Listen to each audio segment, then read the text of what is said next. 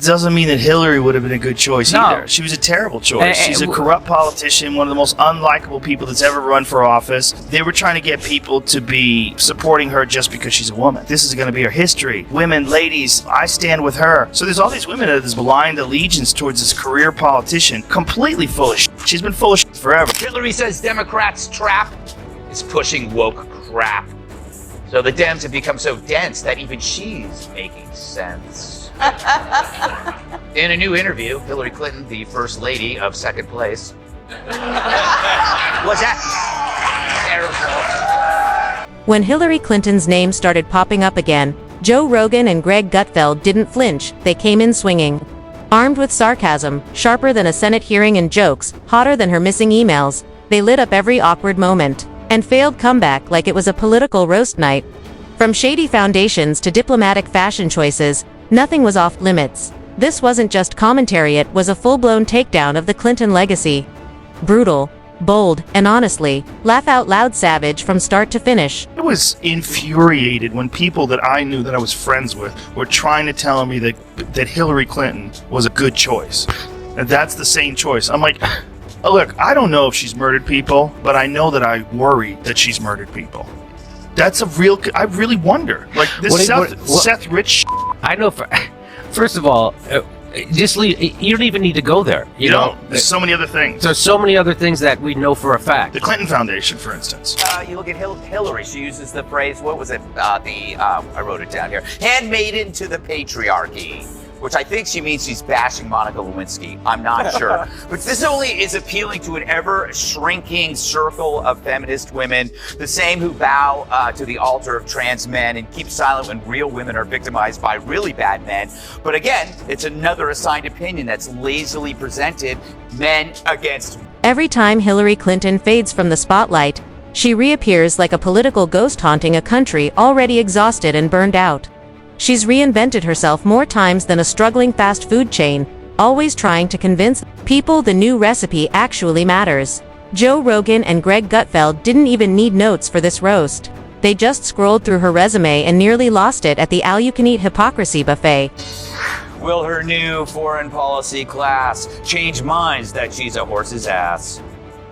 This week, Columbia University shared a video promoting a new course that's co-taught by Hillary Clinton. Believe me, no one's more thrilled to have Hillary out of the house than Bill. Speaking of Bill, if you're a lady who is a solid 8 or above, he'll tutor you for free. If you're enjoying this video, don't forget to subscribe and hit the bell icon so you never miss an upload. Let's start with Hillary's record-breaking talent, dodging accountability. If avoiding blame were an Olympic sport, she'd have more gold than Michael Phelps. From Benghazi to the email server mess, Hillary doesn't just dodge responsibility, she locks it in a basement with a copy of what happened taped over its mouth. While the rest of America was learning how to open PDF-C, she was out there smashing Blackberries like it was a scene from a political remake of Office Space. I don't think the Clintons were involved with P. Diddy, do you? No, but Epstein. Was Epstein involved with P. Diddy? No, I just feel like these pedophile rings have to cross points, at some point. I was infuriated when people that I knew that I was friends with were trying to tell me that Hillary Clinton was a good choice. And that's the same choice. I'm like, look, I don't know if she's murdered people, but I know that I worry that she's murdered people. That's a real... I really wonder. Like, this Seth Rich... I know. First of all, just leave. You don't even need to go there. You know, there's so many other things. There's so many other things that we know for a fact. The Clinton Foundation, for instance. And who could forget the infamous private email server? That wasn't just a mistake, it was a full-on Broadway show about bad judgment. While most people were fine using Gmail, Hillary built her own server like she was handcrafting boutique cover-ups in a Brooklyn basement.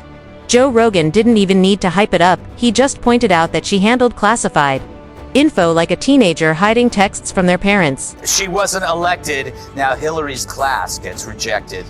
True, even students on the left give Professor Clinton an F. Students in Hillary Clinton's new class says it sucks. Even more than an intern who... you know where this is going. But it's the smartest realization on campus since someone realized you could put vodka up your butt. Thanks, Shannon. Greg Gutfeld jumped in like a snark missile, asking how someone could work at the top of government, yet still Behave like a teenager clearing their browser before mom walks in.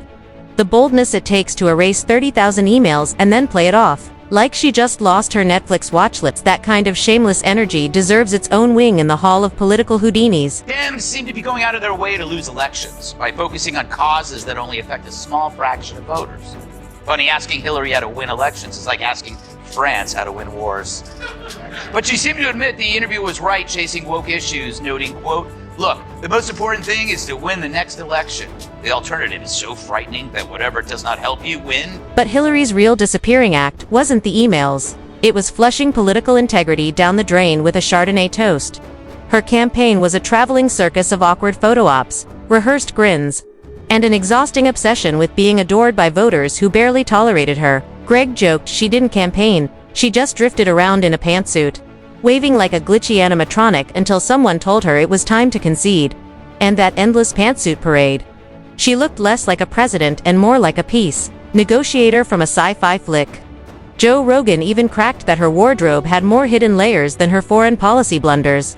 Let's not forget, this is the same woman who stayed front and center while Bill turned the Oval Office into a taxpayer-funded frat lounge. Instead of walking away from the mess, she embraced it like a contestant on America's Next Top Political Enabler. If you watch the conversation between James Comey, 110 emails in 52 email chains have been determined by the owning agency to contain classified information. when James Comey testified about what he did and what they found with the Hillary Clinton emails, and then her version of it, I did not email any classified material to anyone. There is no classified material. she's just a straight liar. She deleted 33,000 I emails. provided all my emails that could possibly be work-related. Several thousand work-related emails that were not among the group of 30,000 emails returned by Secretary Clinton. When they rigged the DNC, they rigged the primaries so that Bernie Sanders. Greg Gutfeld nearly gave her a standing ovation for weaponizing feminism only when it served her ambitions. The rest of the time, it was stuffed in the same vault as those vanishing emails. Then came 2016, the political punchline heard around the world. Hillary Clinton, armed with every institutional ally from the DNC to Wall Street, still got dunked on by a billionaire with a Wi-Fi signal and a caps lock problem. Joe Rogan summed it up perfectly. It was like prepping for a marathon, only to get lapped by a guy in flip-flops screaming conspiracy theories. Hillary had media muscle, Hollywood hype, and donor dollars and still got steamrolled by electoral chaos on wheels. Her campaign felt like a corporate seminar wrapped in a eulogy, showing up to rallies like she was allergic to crowd energy. She'd wave to invisible fans and drop slogans that sounded like expired cereal brands.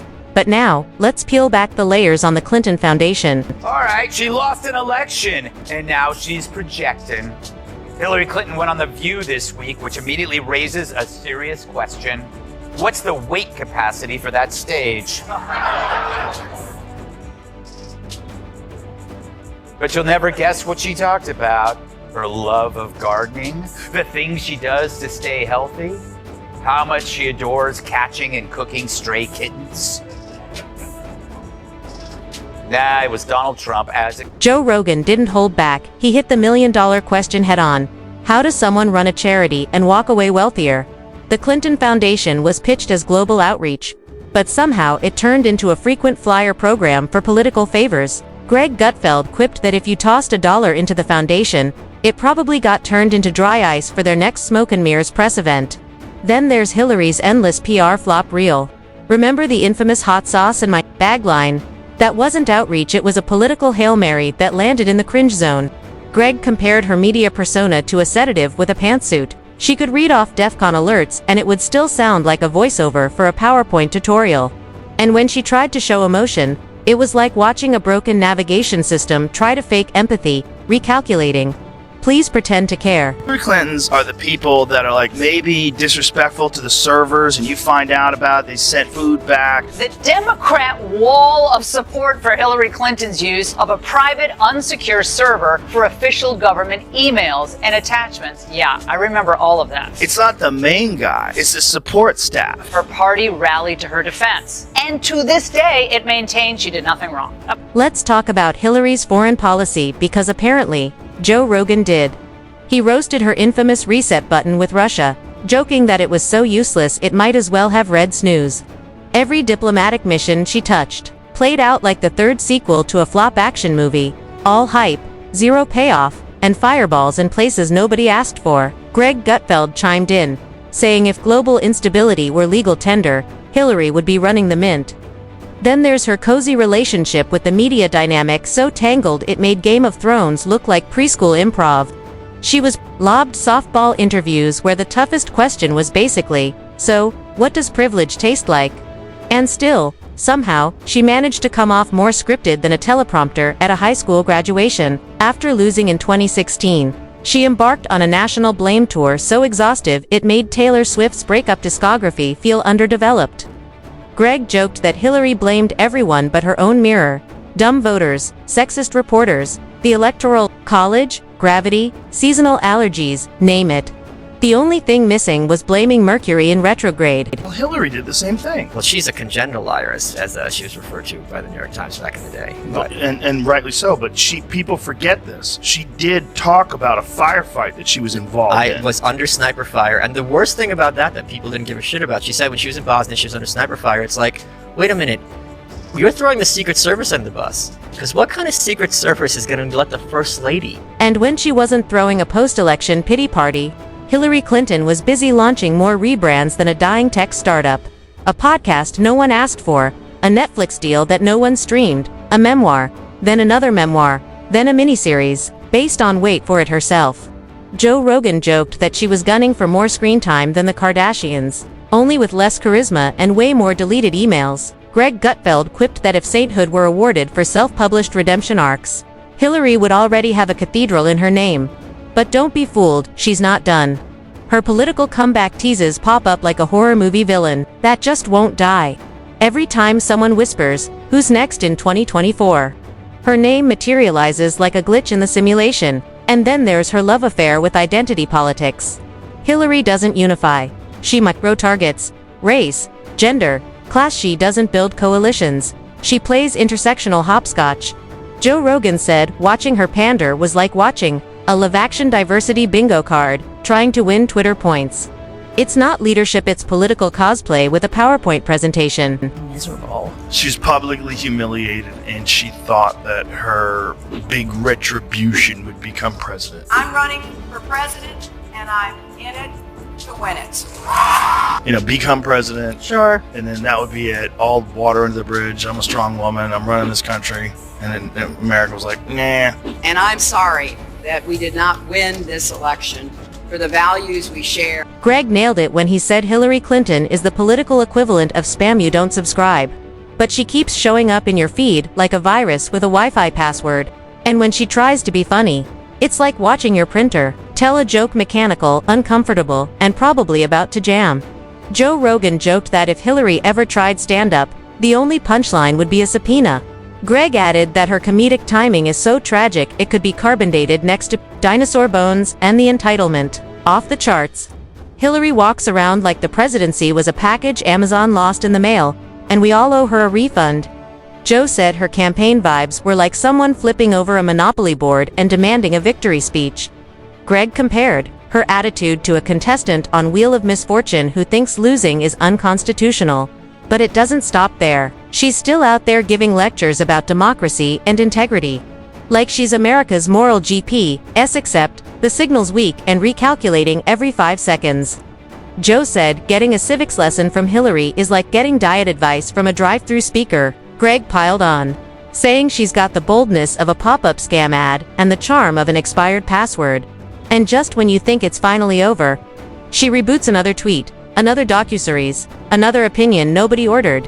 She's the political version of Bluetooth, constantly searching, rarely connecting.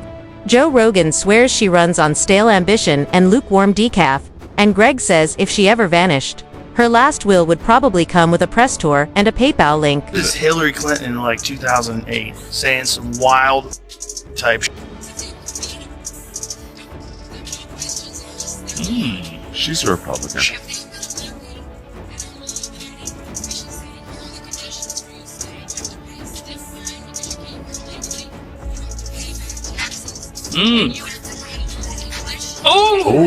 more than Trump. And then it's you couldn't all believe Greg Greg says it best. It's like Hillary has a political bat signal that flashes across the sky anytime the public dares to forget she lost. And just like that, she's back drifting through America's consciousness like a busted satellite that refuses to deorbit. But make no mistake, this isn't a roast. It's an all-you-can-eat buffet of irony, plated with cold ambition and microwaved delusion. Every reappearance feels like dossier vu sponsored by denial. Hillary doesn't move forward, she respawns. Joe Rogan joked that if Hillary were a software update, she'd be the same glitchy app with a new logo and even worse lag. And Greg added, she's not campaigning, she's rage-quitting reality, one reboot at a time. Just when the headlines go quiet, there it is. A faint cough on cable news, like the haunted ringtone of another comeback. No one RSVP'd. 2. It's not evolution, it's a rerun.